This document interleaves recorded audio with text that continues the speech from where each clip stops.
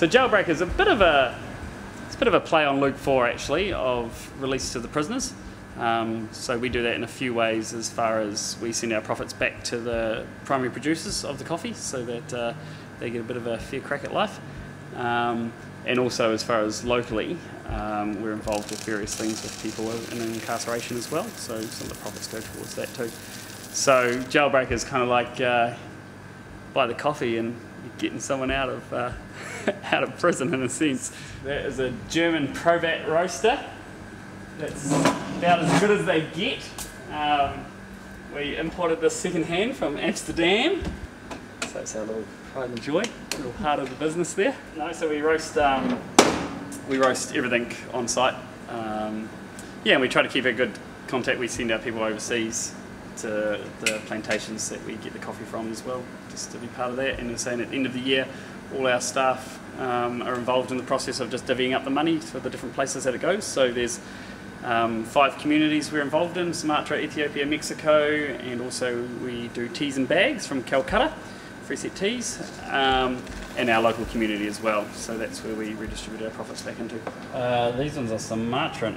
Often I feel myself like the rich young ruler, and especially living in the West, it's a great little parable for us.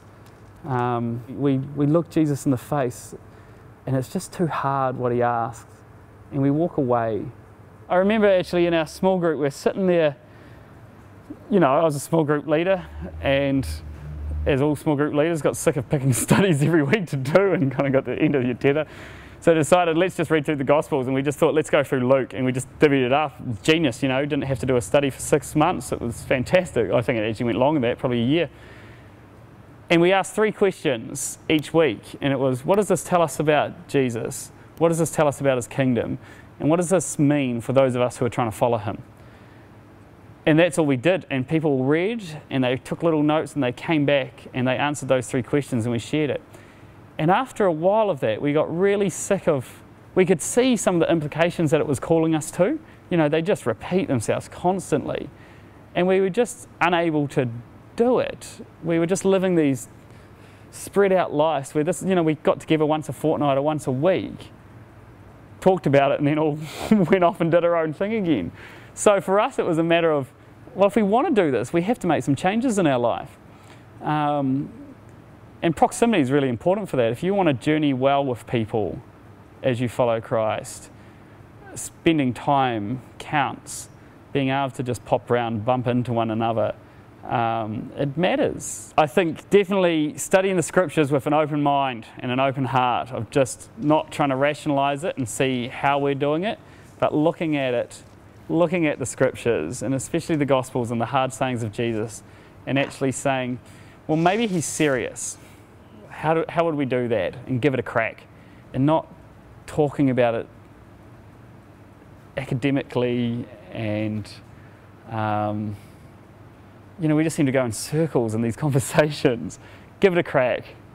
If he says, you know, we should do something, just do it, and then talk afterwards and see how'd that go. And if you're anything like me, it'll be a disaster, but something good will come of that. And hopefully in doing that, in walking some of those paths, we encounter something of Jesus, and that might call us on to other foolish adventures. We spend a lot of time and money trying to make life easier for ourselves. Even when we read the Gospels, we tend to concentrate on the teachings that offer comfort and gloss over the ones that threaten to make life difficult. But Anthony and his friends seem to be setting out to make life difficult. They've learned 2 things about hard sayings. Firstly, following Jesus takes action. Agreeing without doing is not good enough. Secondly, it's almost impossible to do the hard things Jesus asks on our own. That's why Christian community is so important. Here's some questions to get you talking.